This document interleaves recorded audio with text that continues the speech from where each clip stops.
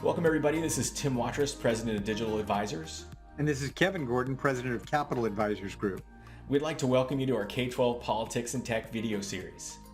Our objective is to give you the absolute latest of what's going on in Sacramento that affects public school districts, obviously, and as well as all the technology stuff that's going on that's so vital to delivering for kids these days. And remember, if you find these videos useful, please take a moment to subscribe to the channel and share out over social media. You're our marketing team. We appreciate your support, and let's go ahead and get started. Welcome everybody, Tim Watrous, President of Digital Advisors, back with another episode of K-12 Politics and Tech. As always, Kevin Gordon, co-host of the show, also President of Capital Advisors here. Kevin, glad to have you. Great to be back again, Tim. Okay, we had Stimulus 1, we had Stimulus 2, and now we're on the verge of Stimulus 3. Can you fill us in on what's happening back in D.C. with Biden's stimulus? It seems like it's about to pass. Yeah, as we point out, we got it across the finish line. So it has now passed all the different hurdles. That first iteration with the House, the Senate, and now the House with the sort of their last vote that they just took down to the president for his signature. And now we look forward to the process that'll take place. I'm sure it's going to be between 30, 60, could even be 90 days before we actually see the money out here. I know they're going to try to work as fast as they can. And then obviously we have the December allocation of money that we're still waiting for. We have not received that in districts yet. They're just starting to get that out the door. And then, of course, there's the state money that the governor and the legislature just passed. So, 60 days from now, districts are going to end up having a lot of money. So the one thing I did want to point out on this, Tim, is that there are some nuances that were adopted in the U.S. Senate in terms of amendments that did go in and stayed in. One is to trim back, instead of $130 billion, it's $125.8 billion, because they do have a little bit bigger amount of money that they set aside for states to do certain kinds of things they want the states to do. So there'll be some discretion, but for the most part, they want them to look at standing up some programs for evidence-based after-school programs, evidence-based summer programs. They want them to have a set-aside for homeless kids. $800 million for homeless kid is in this package. They also have 2.5% of that state allocation of the money that would come as part of this package would actually be earmarked for ed technology. And that's all a part of this bigger education package. The other things to note about the package that are important is almost $40 billion for child care, early education. So stabilizing child care programs and investing in early education. So that's going to be a part of this. Anyways, and then $7.2 billion for ed technology that's separate from that fund that I just talked about a second ago, which will be a smaller amount of money. Those little carve-outs that the state have will probably come in the form of what we would call the governor's emergency education funds. That's those GEAR funds that we've seen before. It'll probably come that way. But in the state of California, the governor doesn't do that unilaterally. He has to have permission of the legislature for the appropriation of any spending like that. So we are going to do a workshop on March 18th at 11 a.m. And Tim and I are both going to be coordinating that. And so we're going to have maybe a link today, we hope, at the bottom of this program, the program information you have, that you can sign up for it. If for whatever reason it isn't there, we don't get it on there today, we are going to be sending something out to try to get people, but definitely mark it on your calendar.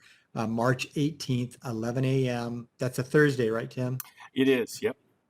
Great. So we look forward to basically breaking this all down for you. By the way, we'll do it also in the context of the ESSER 1 and ESSER 2 money, so that you can kind of figure out what the different pots do and how they're used. And then also in the context of the money that the state legislature and the governor got to agreement on last week, that $6.6 billion. Everything's got different rules. We're going to sort that all out for you on the 18th. Thanks a lot, Kevin. Yeah, I think the last package was in the thousands of pages range, so it'll take a minute to solve that. But we'll have Governor Wise joining us for that as well, and some other experts that are going to help us on the tech side. So really excited to see this coming, and we'll look forward to unpacking that with you on the 18th at 11, as you mentioned. One thing I wanted to mention as well is Biden's been quite busy, not only working on the stimulus, many other things, including the two major cybersecurity incidents that have happened. One was that SolarWinds hack that we talked about, near the end of Trump's presidency. They're still dealing with the aftermath of that hack. A new one is a Microsoft hack that was widespread. You know how many people have Microsoft running their businesses and enterprises and so on. So there's a new hack, and unfortunately, there's some international issues that we won't really dig into. But the reason why I'm bringing this up today is simply because Biden has doubled down on a cybersecurity team and resources, adding a lot, really doubling down on the focus for cybersecurity because it is such a threat. And if you haven't spent the time, we were a broken record for quite a while calling out all the cyber threats and hacks that were happening. Now's the time as a leader, as you're going to bring people back onto your campuses, make sure that you have that cybersecurity addressed because unfortunately, there's vulnerabilities everywhere for major companies and, of course, for school districts, and you want to be prepared for that. I'll just also call out this week that big camera system, a camera maker was hacked. They were able to hack into the live streams, get into live streams for hospitals, Tesla, and other places. So it really is something you should be urgently paying attention to and make sure you have some sort of comprehensive response ready, as comprehensive as you can be, depending on the size of your district. Now, Kevin, we talked about some great federal momentum that's coming for schools. The USDA made an announcement this week. Can you tell us a little bit about that, please? Yeah, I mean, it was really welcome news, and under the leadership of the new Secretary of Agriculture, Tom Vilsack, building on really one of the positive things that the former Ag Secretary, Sonny Perdue, and the Trump administration did do. They got big credit for that. I think I've said on this program before that of all the agencies we worked with at the outset of the coronavirus shutdown, the U.S. Department of Agriculture was just wonderful to work with. And under the leadership of Secretary Perdue and some of the undersecretary there, we just had a really good relationship.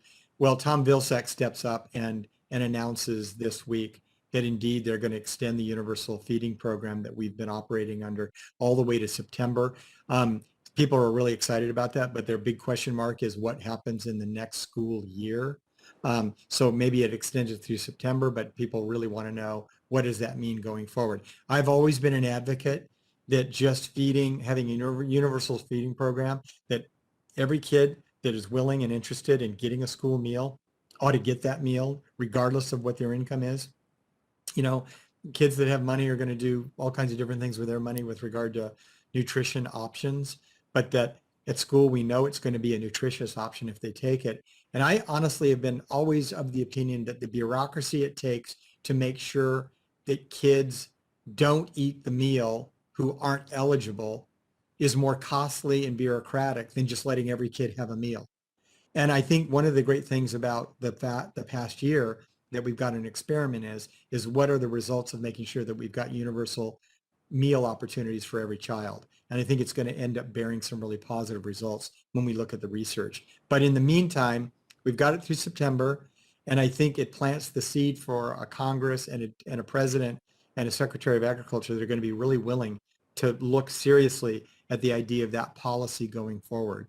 And I know it's an expensive program, but in the context of the entire federal budget, it's something I think it's very well worth it. Thanks, Kevin. Yeah, and as you mentioned, we saw the USDA take immediate action when the pandemic happened. Here we are a year later. They've made some great adjustments, moving those timelines on so that we actually just don't have to worry about that. And I would, with all the sort of frustrations we shared about the FCC, there are parts of the government that have stepped up, and we're excited to see the FCC start to take some of these measures in hand now that Rosenworcel's kind of leading the charge there. So speaking of the FCC, the Senate had a bipartisan group of leaders ask the FCC to redefine what the minimum standards for high-speed broadband is. And the current definition was established in 2015. This has been brought up a few times and sort of like squashed, if you will. But I'll just say that the new standards 6 years after the last one was established, and just to give you a little bit of an idea, the 2015 standard, 25 megabits per second down and a download speed and 3 megabits per second up. That's not really even enough to carry like a video Zoom call that you're used to today. So really the Senate's just saying, hey, FCC, can we redefine what high-speed internet means so that we can offer high-speed internet to families and folks that need it and want to work from home? And I think that is the right thing to do. I believe we'll see this action take place. And I will just throw out there that we might want to redefine that more than every 6 years just based on how fast technology moves. But it is exciting to see that. What do you know what the speeds are they're talking about? Thanks, Kevin. I forgot to mention that. The new definition that they're requesting is 100 megabits per second down. So it's 4 times what they had before, and 100 megabits per second up. So we went from, going from 3 to 100. That's Right. tremendous. And, Yeah. what we're addressing is things like me sending my video, sharing my screen with you from far away. So I definitely support this, and I believe it's something that we'll see a positive change for in the very short term. So keep your fingers crossed there. And Kevin, I wanted to talk to you about Cardona and Yeah. testing waivers. I know it's a big issue of tension for folks right now. Can you tell us Right. what's going on back there in DC about testing? Yeah, I know most people think it was settled when the secretary, one of the very first actions the Biden administration did was to basically say they are not going to be granting a blanket waiver across the country on setting aside testing this year, academic testing this year. And they left it up to the states. And they did talk about flexibilities, including broadening the testing window and other kinds of flexibilities. Our state of California, obviously, State Board of Education has grappled with this issue and started to talk about what they might do within the constraints of there not being a waiver. Well, the equity groups and a lot of pressure from our friends in labor and others are really leaning on the U.S. Department of Ed and the Biden administration to revisit that decision. So I just want to let you know that that conversation's out there, and it's very possible that something could change. We will see if that gets modified, but there's a major effort going on nationally right now. And really it's around the issue of what's really the credibility of the data that we get this spring out of an assessment that's done, particularly if you do what they've talked about, a shortened version of the assessment or some of the accommodations that they're willing to make to do testing but give flexibility. Is some of the flexibilities themselves beg the question about what the credibility of the data is that we would actually get. So a lot of criticism about that. The Biden administration's feeling it, and we will see whether or not we get a decision that actually reverses the direction that we're headed in right now. The direction we're headed in would be to do something short of the full assessment, but definitely doing some assessments. So, we'll keep you guys posted on what that looks like. Thanks, Kevin. Yeah, and we're on one hand coming back to school, on the other hand getting ready to wrap up the school year, and this is going to be a something that's significant and impact everyone. So we're looking forward to more updates on that as they're available. I want to just mention, everyone, speaking of coming back to school, if you had Wi-Fi network issues on campus when everyone left before the pandemic, you have to understand that when people come back onto your campus, that's probably going to continue and perhaps be far worse, because now you have more people with devices. They're probably using more applications and perhaps more demanding applications that they've been using in the past. So there's going to be more pressure on those on-campus networks. If you were treading water, you may be in trouble now. And if you were hurting before, that pain may be greater. I bring that up just so you have some time to perhaps address this. If you're going to bring students back in sort of rotations, half the week for this group, half the week for that group, you may not feel as much pain right away, but it is something that you want to be aware of, and make sure you're communicating with your tech teams and your teams in general about, to make sure that you're not going to overuse those networks that you have and you need to rely on for that on-campus network. So please keep that in mind when you come back. And finally, I want to wrap up with the fact that we're going to be doing a Q featured session at Spring Q, and this will be Saturday, the 20th at 2 p.m. We're going to do a leadership panel. It'll be Kevin, Gordon, Barrett Snyder, two of the Capital Advisors partners, myself. We'll have some leadership from school districts, including Stuart Packard, who's the president of SSDA.